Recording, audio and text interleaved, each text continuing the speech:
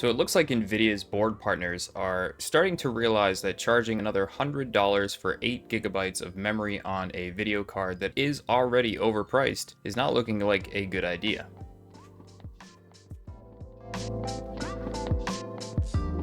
Now, I'm not referring to the regular 8GB model 4060 Ti that exists. I'm referring to the soon-to-be released RTX 4060 Ti 16GB model, which is ironically only being produced by AIBs because Nvidia kind of tacked that on at the very end when they realized everyone was pretty pissed about having 8 gigs of RAM on a 2023 card. So there's two major things to take away from this, and first of all, board partners are obviously pissed about this because the margins that they're making on these cards are already small to begin with, unless you're a company like Asus charging $50 to $100 more per card. Most of them are making very tight margins. Coming from WCCF Tech here, we can see that the estimated release price of the ROG Strix model is going to be nearly the same cost as an RTX 4070, which leaves you to question yourself, why would you buy an RTX 4060 Ti 16GB if it's almost the same exact price as a 4070? So the sad part about this whole memory ordeal with Nvidia is that they had a pretty good opportunity to play the good guy. They could have been consumer focused and chose to not upcharge the memory that much. I want to show you guys the actual 4060 Ti PCB, and we're going to look at the current configuration, and then I'm going to show you guys probably the expected cost. I can't say for sure how much Nvidia is paying for memory modules. So coming from Tech Power Up, this is the regular RTX 4060 Ti, the 8GB model, and if we look at the layout, they're using 2 plus 2 plus 2 plus 2 to get 8 gigs of VRAM. And if we look at the memory module, we can take this number off of here to get a rough idea of how much it's going to cost. Obviously, they are going to use 4GB modules, and you're going to have 4 plus 4 plus 4 plus 4 to get 16. If we go over here and we look at this DigiKey website, which is what we used to use often when I worked in SMT,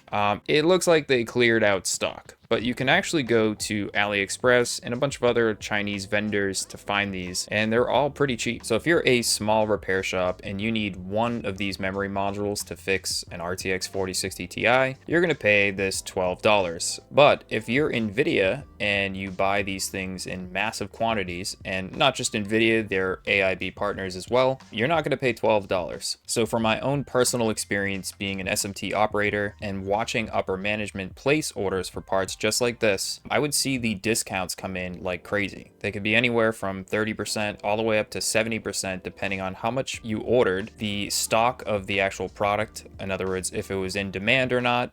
And yeah, the price could vary quite a bit.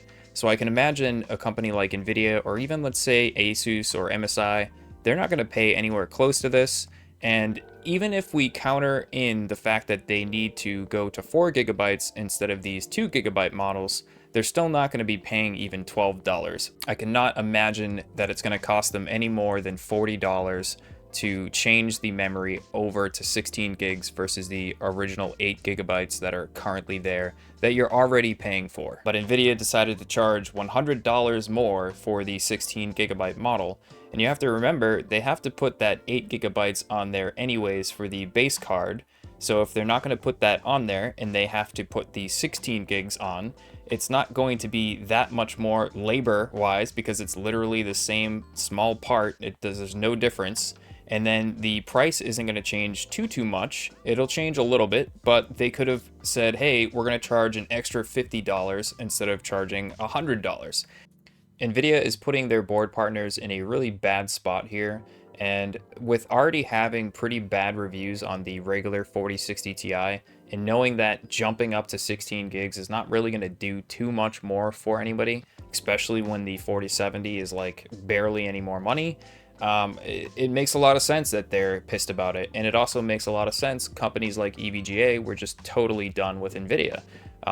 Just think about it, you know, your margins are already super low, and now you're potentially building something you're going to put on a shelf that might just sit there. So one of the other pretty interesting pieces of news coming out of the 16 gig model is that it seems like they're not actively involved with the press or sending any samples out to reviewers. And I can imagine they're doing that because they know it's going to be rough. And if you read what Hardware Unboxed says right here, quote, "Every Nvidia partner I have spoken to so far said that they won't be providing review samples, and they're not even sure when their model will be available. July 18th date might not be for every single AIB. There might be some cards that release on that day, and it's kind of hard to say. So I'm pretty sure that Nvidia themselves know how much of a flop this entire generation is turning into, and it's really starting to become more evident as days go by. Look at stuff like the RTX 4090. Yes, it has amazing performance, but then you start to actually add up its cons and it becomes ridiculous. Everything from the, cables possibly melting to the fact that it doesn't even have DisplayPort 2.0.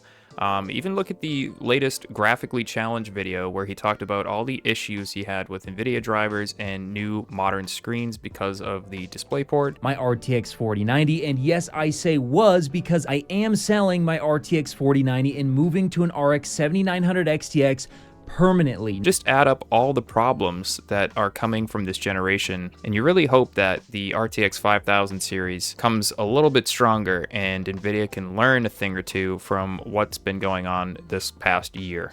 Anyways, guys, that's going to do it for this video. If you like the video, and I'll see you guys next time. Peace.